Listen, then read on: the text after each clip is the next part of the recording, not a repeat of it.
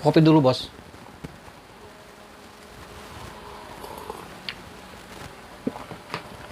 Assalamualaikum warahmatullahi wabarakatuh. Ketemu lagi di channel Kopi, yaitu komen-komen pribadi saya. Untuk video kali ini saya masih seputar Kang Deddy Mulyadi, cuman substansinya bukan masalah Kang Deddy, tapi lebih ke menanggapi komen-komen fansnya Kang Deddy, subscribernya Kang Deddy yang masuk mengomentari video saya. Untuk sekedar mengingatkan, video yang mana? Yang ini.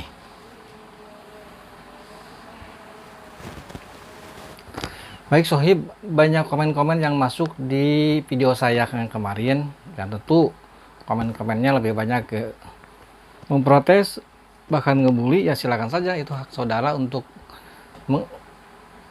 mengapresiasikan pikiran saudara yang nggak setuju, yang kontra terhadap kritik saya. Silakan saja.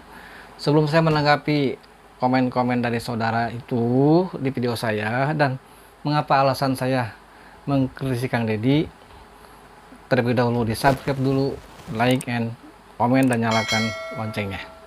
Sohib Kopi, ada dua alasan mengapa saya kemarin mengkritisi Kang Deddy.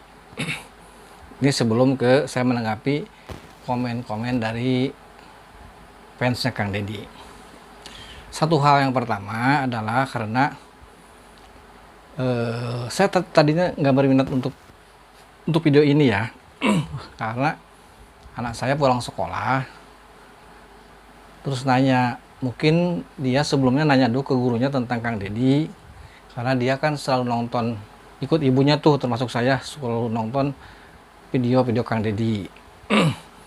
Dan mungkin nanya ke gurunya nggak tahu karena dia nggak pernah nonton dan nggak pernah tahu. Mungkin kalau sekarang gara-gara ada pertanyaan dari anak saya, mungkin dia nonton. Nah, mau tidak mau saya harus jawab. Karena saya nanyanya begini, ya katanya apa boleh, Kang Deddy kan udah nggak menjabat bupati, tapi kok masih bisa merintah bahkan marahi gitu. Ya, tentunya saya akan memberi kebenaran dari jawaban itu. Masa saya boleh sah-sah saja sepanjang manfaatnya? Ya nggak bisa begitu. Ini kan pendidikan ke tata kelola pemerintahan, bos. Ya apa boleh buat, saya harus menjawab begitu. Terus anak saya bertanya lagi, oh mungkin Kang Deddy sebagai anggota DPR kali ya. Saya bilang, enggak juga. Anggota itu tugasnya sebagai legislasi, membuat undang-undang, merencanakan anggaran sama pemerintah, dan membahasnya dan mengesahkannya. Bukan sebagai eksekutor. Kalau eksekutor itu adalah bagian eksekutif. Jadi DPR itu hanya itu tugasnya. Dan kalau orang DPR banyak ngomong, emang tugasnya DPR itu ngomong gitu ya. Itu yang saya jelaskan ke anak saya, makanya saya bikin video. Semoga saja kalau video ada yang lebih tahu untuk pencerahan dan untuk jawaban ke anak saya. Tapi jawabannya jangan cadel, harus jelas, tegas, sesuai dengan koridor tata kelola pemerintahan. Jadi bukan karena saya berseberangan dengan Kang Deddy, bukan itu, bos. Saya itu salah satu dari sekian juta subscriber Kang Deddy, penggemar berat Kang Deddy. Bahkan ada yang komen di video saya, makanya jangan nonton sekarang, nonton dari awal. Sorry bos, saya nonton Kang Deddy dari tahun 2017 karena saya tahu Kang Deddy dari dulu, karena saya cinta Sunda. Saya sudah belajar karawitan Kang Deddy, kebetulan orangnya yang menjunjung budaya Sunda, makanya saya suka dulu. Tidak sekarang. Walaupun saya bukan orang Purwakarta, saya jauh. Tapi saya memperhatikan siapapun, saya dari zaman Mang Daeng yang Sunda itu saya suka gitu. Nah, kesukaan saya itu, makanya saya selalu nonton apa yang ditampilkan Kang Deddy di channel YouTube-nya. Jadi kalau saya bilang Kang Deddy nonton bos, Gak jangan sekarang-sekarang, dari dulu nontonnya. Dari dulu, dari channel Kang Deddy yang nggak ada apa namanya logo pembuka atau jenggal pembuka di videonya, saya nonton. Waktu itu masih Kang Deddy, begitu on YouTube langsung on Kang Deddy shoot gitu loh. Sampai ada kesininya ada DMTV yang ada warna garis merah sama hitam. Nggak berapa lama ganti sama logo yang sekarang tuh, yang animasi Kang Deddy yang sama seorang nenek-nenek dan kambing, ada tulisan pengembala milenial. Di zaman dulu udah nonton bos saya. Dan saya bisa dibilang fans militan, nanti cerita lah ya. Yang kedua, alasan saya karena saya saking, jangan bilang saking lah, takutnya terlalu lebay lah, fans berat Kang Deddy aja gitu kan ya.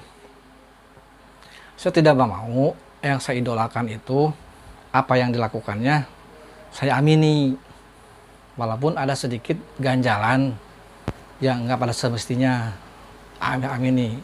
Jadi gini bos, saya berpikiran siapa tahu Allah mentakdirkan Kang Deddy Mulyadi itu jadi presiden atau jadi calon presiden 2024 mendatang. Kalau ada sedikit kesalahan di Kang Deddy, terus kita nggak pernah mengingatkan, itu bahaya bos. Banyak apa? Lawan-lawan politik Kang Deddy akan nyokelan bos. Sedikit apapun kesalahan itu dicokelan, digoreng.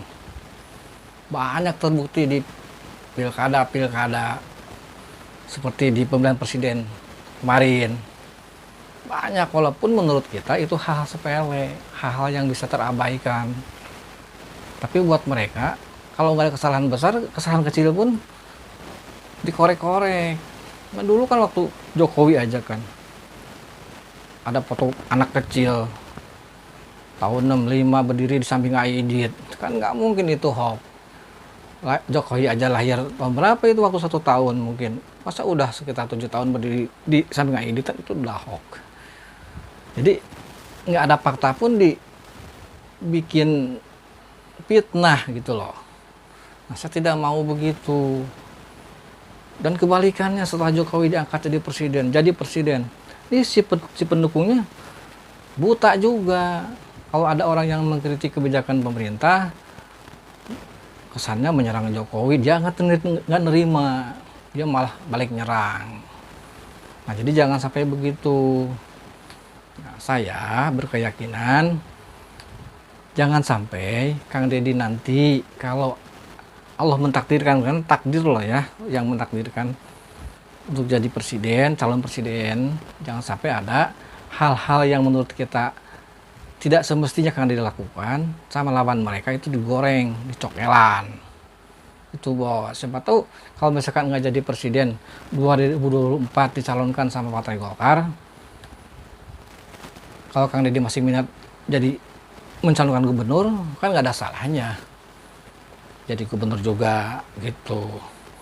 Dan satu hal lagi, kalau masalah mendukung Kang Deddy, mengidolakan Kang Deddy, saya termasuk yang militan juga. Waktu kemarin Nurdin Halid bilang mendukung, mencalonkan Ganjar Pranowo dari PDI sebagai calon dari Golkar. Wow, saya gedeg banget. Karena apa? Golkar itu partai besar, partai yang sudah mateng dan tua. Masa nggak ada kadernya sendiri, harus menyalonkan kader orang lain? Malu, memalukan. Dan saya mentweet di medsos, jangan memalukan menjatuhkan Golkar.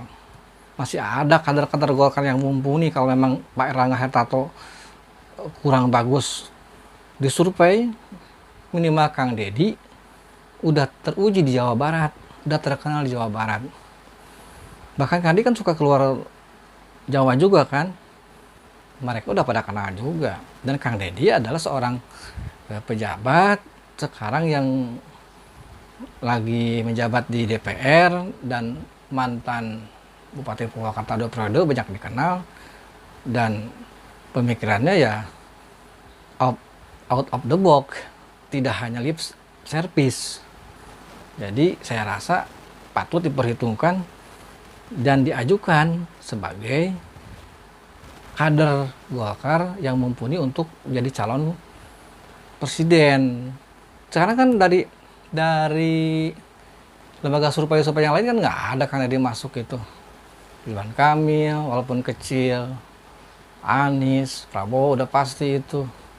Nggak ada, partai Golkarnya pada perem tebentak gitu. Coba kita yang sebagai fans seperti Kang Deddy jangan hanya bisa kalau ada yang mengkritik Kang Deddy biasanya menyerang, nggak setuju. Coba kita gaungkan sebisa kita lah di Facebook kita, kayak di Instagram kita, di medsos kita yang ada yang punya, kita campaign-kan Kang Deddy kader yang baik dari Partai Golkar. Jangan sampai Partai Golkar mungut calon dari partai lain. Jadi kalau dibilang saya berseberangan dengan Kang Deddy, oh sorry bos, cuman saya mengidolakannya tidak buta. Jadi kalau ada kesalahan, kalau ada hal-hal yang tidak baik, ya kita harus kemukakan, harus kita kritisi demi kemajuan idola kita itu loh bos.